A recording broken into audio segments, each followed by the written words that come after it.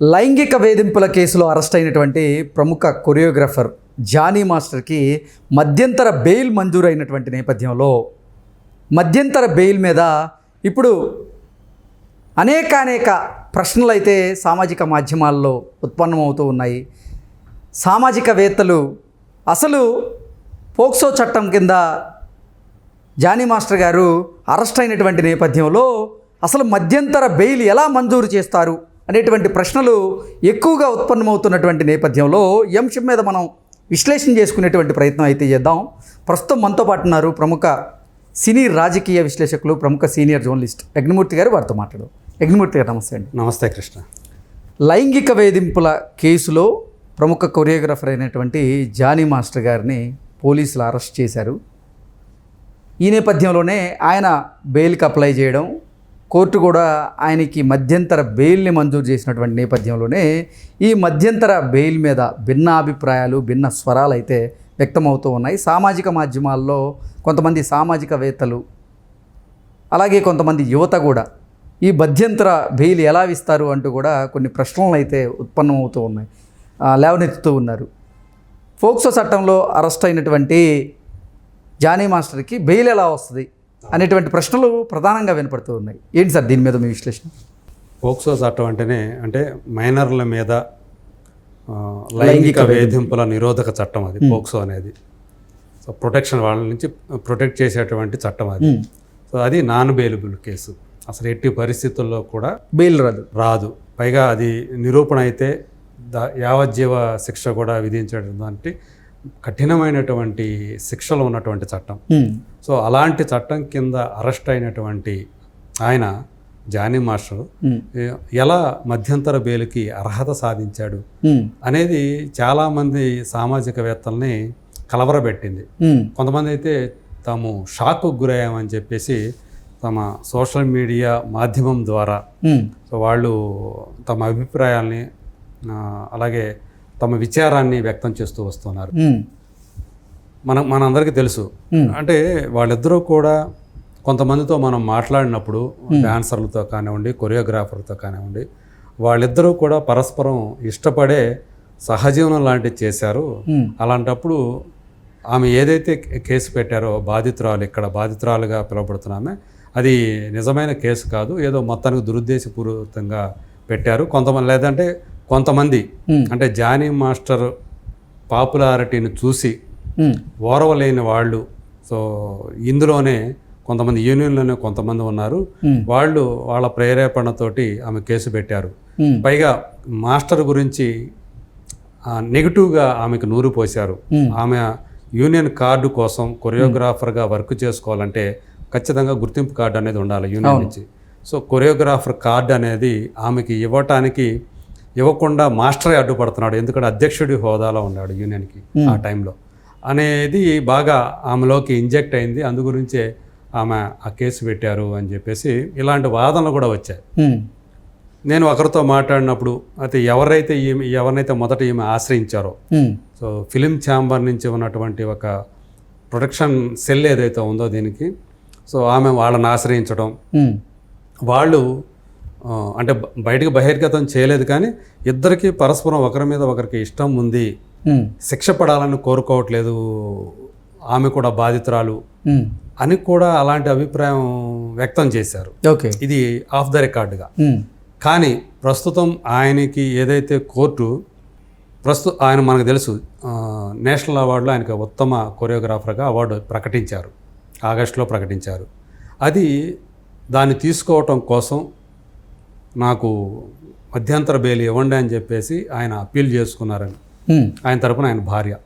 So ఆ ground మీద ఆయనకి రంగారెడ్డి జిల్లా కోర్టు మధ్యంతర బెయిల్ మంజూరు చేసిందని మనం విన్నాం. సో రేపు అంటే 6వ తేదీ బయటకు రాబోతున్నారు, మళ్ళీ తిరిగి 10వ తేదీ ఆయన సరెండర్ అయిపోవాలి. సో చెంచల కూడా జైలించి ఆయన ఎల్లుండి అంటే 6వ తేదీ బయటకు వస్తారు. అయితే ఇది ఈవెన్ అందులో బాధితురాలుగా ఉన్న ఎవరైతే ఉన్నారో కేసు పెట్టారో ఆమెకు కూడా షాక్ కలిగించింది అని చెప్పి మనకు అంతర్గత వర్గాల సమాచారం. అంటే పోక్సో చట్టం కింద అసలు ఎలా బెయిల్ ఇస్తారు అనేది చాలామంది విస్మయానికి గురయ్యారు. అందులో అవును, మోనికా రావాలని చెప్పేసి ఆమె సినీ విశ్లేషకురాలు, జర్నలిస్టు ఆమె. ఆమె తన సోషల్ మీడియా అకౌంట్ ద్వారా ఆ వార్త చూసి shocked, speechless, disgusted, a rape accused getting VIP treatment is a new low or maybe the new normal అని క్వశ్చన్ చేశారు. అంటే ఒక విఐపి ట్రీట్మెంట్ ఇవ్వటం ఏంటి? రేప్ కేసులో అక్యూజ్డ్గా ఉన్నటువంటి ఒక పర్సన్కి విఐపి ట్రీట్మెంట్ ఇవ్వడం ఏంటి? లేదా ఇది ఒక మామూలు నార్మల్ వ్యవహారం అయిపోయిందా? అంటే ఆ సెన్సిటివ్నెస్ అనేది కోల్పోయిందా? సమాజాన్ని ప్రశ్నిస్తున్నారు ఆమె. అంటే నిందితులకు గౌరవం ఇవ్వడాన్ని ఆవిడ ప్రశ్నిస్తూ ఉన్నారు. అవును. సో ఇది నాకు ఇలాంటివి 2-3 వచ్చాయి, ఇట్లా ఓకే షేర్ చేశారు నాకు. ఈవెన్ చెప్పాలంటే బాధితురాలే నాకు షేర్ చేశారు. ఓ ఓకే. ఇలాంటివి అంటే ఆమెకు కూడా షాక్ కలిగించింది అని చెప్పేసి మనం అర్థం చేసుకోవాలి. సో ఏదైనప్పటికీ కూడా ఇది నిజంగానే అంటే న్యాయ వ్యవస్థ, మనం ఇక్కడ న్యాయ వ్యవస్థ మనం ప్రశ్నించడం కాదు, కానీ ఇది ఎలా ఇస్తారు అని చాలామంది న్యాయ నిపుణులు, దాని గురించి చట్టం గురించి తెలిసిన వాళ్ళు, వీళ్ళందరూ కూడా ఆశ్చర్యపోతున్నటువంటి పరిస్థితి కనిపిస్తూ ఉంది. సో జానీ మాస్టర్కి సంబంధించి ఆయన తప్పు చేశాడా, ఒప్పు చేశాడా, ఇదంతా ఇంకా విచారణలో మనకి తేలాల్సినటువంటి విషయాలు. సో ఈ వీళ్ళ సైడ్ నుంచి, జానీ మాస్టర్ సైడ్ నుంచి వీళ్ళు డిఫెండ్ చేసుకుంటూ ఉన్నారు. సో పోలీసుల కస్టడీలో 4 రోజుల పాటు ఆయనకి పోలీసుల కస్టడీ ఇచ్చినప్పుడు అక్కడ కూడా 2 వర్షాలు వినిపించాయి. ఆయన తప్పు అంగీకరించాడు. ఏవైతే బాధితురాలు తన ఫిర్యాదులో పేర్కొన్న అంశాలు ఏవైతే ఉన్నాయో, తనని ఆయన ఎలా ఇబ్బంది పెడుతూ వచ్చాడు, ఎలా లైంగికంగా వేధిస్తూ వచ్చాడు అనే విషయాలు ఆమె ఏవైతే చెప్పాడో అవన్నీ కూడా అంగీకరించాడని చెప్పేసి ఒక సైడ్ ఒక ప్రచారంలోకి వచ్చింది. అందులో ఆమె ప్రస్తావించిన అంశాలు ఏవి కూడా ఆయన ఒప్పుకోలేదు. కావాలని తన మీద దురుద్దేశపూరితంగా ఇలాంటి ఆరోపణలు చేస్తున్నారని చెప్పేసి ఆయన వాదించారు, ఆయన చెప్పుకొచ్చారు అని చెప్పేసి అలాంటిది కూడా వచ్చింది. కానీ ఏదైనప్పటికీ కూడా ఈ 4 రోజుల వాళ్ళ పోలీసు కస్టడీలో నిజంగా పోలీసులు వాళ్ళు ఏదైతే కేసు నమోదు చేశారో దానికి సంబంధించి బలమైన ఆధారాలు గనక వాళ్ళు రికార్డ్ చేసి ఉన్నట్లయితే ఈరోజు మధ్యంతర బెయిల్ వచ్చి ఉండేది కాదు అని చెప్పి నిపుణులు అంటున్నారు.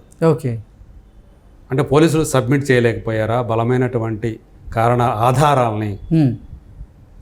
అంటే ప్రాథమిక ఆధారాలు, బలమైనటువంటి ఆధారాలు లేనందువల్లే ఆయనకు మధ్యంతర బెయిల్ వచ్చిందా అనే కోణం నుంచి కొంతమంది మాట్లాడటం మనకు కనిపిస్తూ ఉంది.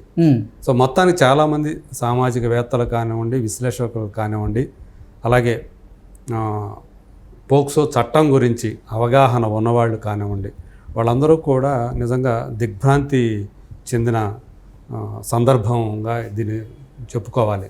ఓకే. సో ఏదైనప్పుడు కూడా మరి జానీ మాస్టర్ అంటే ఇది కోర్టు చెప్పడం ఏంటంటే మరోసారి మళ్ళీ మధ్యంతర బెయిల్కి అప్పీల్ చేసుకోవద్దని చెప్పేసి కూడా కండిషన్ పెట్టింది. ఆ కండిషన్ మీద ఇప్పుడు రిలీజ్ చేస్తున్నారని.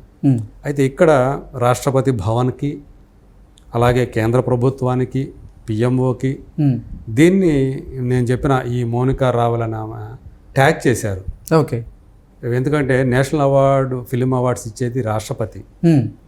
ఒక పోక్సో చట్టం కింద అరెస్ట్ అయినటువంటి ఒక వ్యక్తి రేపొద్దున ఏ ముఖం పెట్టుకొని నీకు నేషనల్ ఫిలిం అవార్డుని అంతమంది ప్రతిష్టాత్మకమైనటువంటి మనుషుల మధ్య నిలబడి ఒక సర్వోన్నత స్థానంలో ఉన్నటువంటి ఒక రాష్ట్రపతి చేతుల మీదుగా తీసుకుంటారు అనే క్వశ్చన్ కొంతమంది లేవదీస్తూ ఉన్నారు. సో మరి నిజంగానే ఆయన వెళ్తారా? ఢిల్లీకి వెళ్ళి నిర్భయంగా ఎలాంటి ఇబ్బంది పడకుండా అవార్డు తీసుకోగలుగుతారా? ఇవన్నీ కూడా నైతికపరమైనటువంటి ప్రశ్నలు, నైతికపరమైనటువంటి అంశాలు. సో ఈయన మరి మనకైతే అలాంటి మన మీద అంత పెద్ద నేరారోపణ, ఒక నింద మోపబడి జైలుకి వెళ్ళి ఇంకా అది కోర్టులో ఉండంగా సాధారణంగా బయటికి రావడానికి ముఖం చెల్లదు ఎవరికి కూడా. సో ఇప్పుడు ఆయన ఒక పాపులర్ ఫిగర్ అయ్యారు. రేపొద్దున ఆయన ఢిల్లీకి వెళ్ళే క్రమంలో కూడా, ఆయన ప్రయాణం చేసే దాంట్లో కూడా రేపు చాలా ఫేస్ చేయాల్సి వస్తుంది. మార్గ మధ్యంలో ఎయిర్పోర్ట్లో కావచ్చు ఆయన జనాన్ని ఫేస్ చేయాల్సి వస్తుంది. ఆయన గుర్తుపట్టకుండా ఆ రీతిలో ఏమన్నా ఆయన తన వేషం మార్చుకొని కనిపించకుండా మరి వెళ్తారా ఏంటి, ఇవన్నీ కూడా మనం చూడాలి. అయితే ఇప్పటివరకు కూడా మరి ఆయన ఏదైతే నేషనల్ అవార్డు తీసుకోవాలనే గ్రౌండ్ మీద అయితే బెయిల్ అయితే పొందారో ఇప్పటివరకు కూడా అంటే అఫీషియల్గా రాలా. ఎప్పుడు జరుగుతాయి అసలు ఈ వేడుక ఎప్పుడు జరుగుతుంది, ఈ ప్రధానోత్సవం అవార్డుల ప్రధానోత్సవం అనేది ఇప్పటివరకు కూడా అధికారికంగా మనకి బయటికి రాలా. ఓకే, మరి రాకుండానే ఎలా ఇచ్చారు అనేది మళ్ళీ ఇంకొక ప్రశ్నలాగా కనిపిస్తూ ఉంది. మరి చూడాలి నిజంగా ఈయన దానికోసమే తీసుకున్నారా ఆ గ్రౌండ్లోను, లేకపోతే వేరే ఇంకేదైనా కాజ్ ఉందా ఏంటనేది మనం చూడాలి. సో ఏదేమైనా అప్పుడు కూడా ఇది ఇంకొక చర్చకు తావిచ్చింది. మన న్యాయ వ్యవస్థ ఇలాంటి పరిస్థితికి లోనైపోయిందా అనేది. అంటే ఒక పోక్సో చట్టం కింద అరెస్ట్ అయిన వ్యక్తికి ఇమీడియట్గా ఎన్నో రోజులు కాలేదు ఆయన అరెస్ట్ అయ్యి రిమాండ్కి వెళ్ళి. సో అంతలోనే మధ్యంతర బెయిల్ మీద వస్తూ ఉండటాన్ని అది చాలామంది తప్పు పడుతున్నారు. Okay sir, thank you so much. Thank you.